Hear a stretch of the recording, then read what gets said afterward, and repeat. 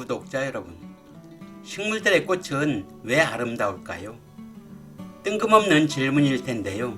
식물들의 꽃들은 각양각색의 모양과 색깔, 그리고 꿀과 향기를 가지고 살아가는데, 이들의 목적은 성공적인 가루바지, 즉 결혼에 성공하여 2세를 만들기 위해 중매장이인 곤충들을 최대한 활용하기 위한 꽃들의 배려와 기막힌 전략 등이 숨어 있습니다.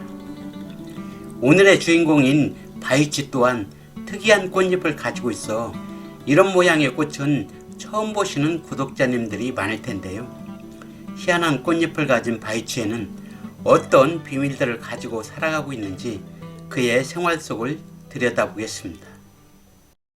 식물 다큐 TV는 식물과 관련하여 재미있는 내용들을 알아보고 이야기하는 생태 학습장이면서 식물 놀이터입니다. 많이 찾아주십시오. 인원 제한이 없는 공간으로 시끌벅적한 놀이터가 되길 소망해 봅니다.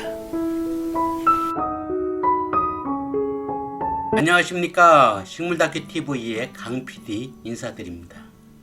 오늘은 곤충에 대한 배려일까 전략일까, 바이치의 비밀이라는 주제로 요즘 특이한 꽃을 피우고 있는 바이치에 대해 알아볼 건데요.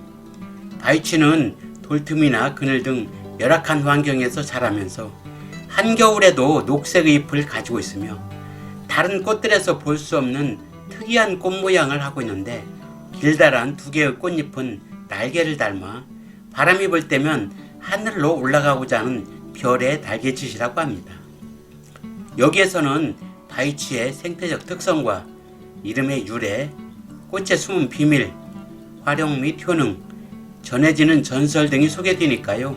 영상을 끝까지 시청하여 주시기 바라면서, 잠깐 구독과 좋아요는 영상을 만드는데 큰 힘이 되니까요. 구독과 좋아요 꼭 부탁드립니다. 바이치는 범해귀과의 13살의 초본류로 우리나라를 비롯하여 중국과 일본이 원산지이며 겨울철에도 푸른 잎을 가지고 있는 상록성 식물로 우리나라 중부 이남의 그늘지고 습한 곳에서 잘 자랍니다. 키는 50cm까지 자라며 뿌리에서 뭉쳐나오는 잎은 녹색의 연한 무늬가 있고 잎 가장자리에 치아 모양의 얕은 톱니가 있으며 뒷면은 자줏빛이 도는 붉은색이고 잎 전체에 붉은 빛을 띤 갈색 털이 빽빽하게 보입니다. 5, 6월 흰색으로 피는 꽃은 꽃자루의 높이가 20에서 40cm로서 곧게 올라오며 줄기 꼭대기에서 꽃이 피는데 5개의 꽃잎 중 2개는 동물의 귀처럼 쫑긋 올라와 있고 3개는 작은 꽃잎에 전무늬가 있어 마치 또 다른 작은 꽃이 달려있는 듯한 특이한 모양을 하고 있으며 수술은 10개, 암술은 2개를 가지고 있습니다. 열매는 7, 8월에 열리는데 길이는 4, 5mm로 달걀 모양으로 달리며 가을이 되면 익습니다. 번식은 이른 봄이나 가을에 폭이나 누기로 번식이 잘 되며 줄기로도 번식이 잘 되는데, 줄기가 뻗어 지면에 닿으면 뿌리가 내려 새로운 개체가 되고 있고 8, 9월에 결실되는 종자를 채집하여 바로 화분이나 화단에 뿌려도 싹이 올라오는 등 번식이 잘 되는 식물입니다.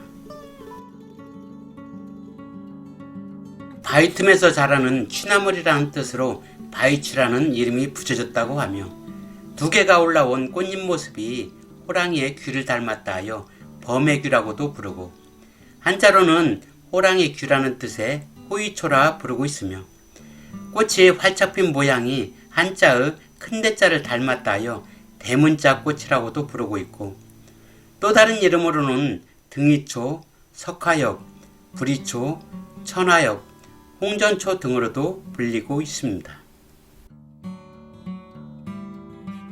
바이치의 꽃은 모양도 특이하지만 배려를 통한 기막힌 전략이 숨어 있는데요. 곧게 올라온 꽃줄기에 5, 6개의 꽃이 달리고 1개의 꽃에는 5개의 꽃잎이 있는데 위쪽 3장의 꽃잎은 연한 분홍빛에 3, 4개의 붉은 전무늬가 들어있는 작고 앙증맞은 모습이며 아래쪽 두 장은 길게 늘어져 동물의 귀나 리본 모양을 하고 있어 다른 꽃에서 찾아보기 힘든 형태인데요. 이러한 모습은 가루바지를 식혀줄 매개충인 꿀벌 등이 아래쪽에 넓은 꽃잎에 앉아 편안하게 꿀과 꽃가루를 채집해 갈 수 있도록 배려해 주는 것이라고 합니다.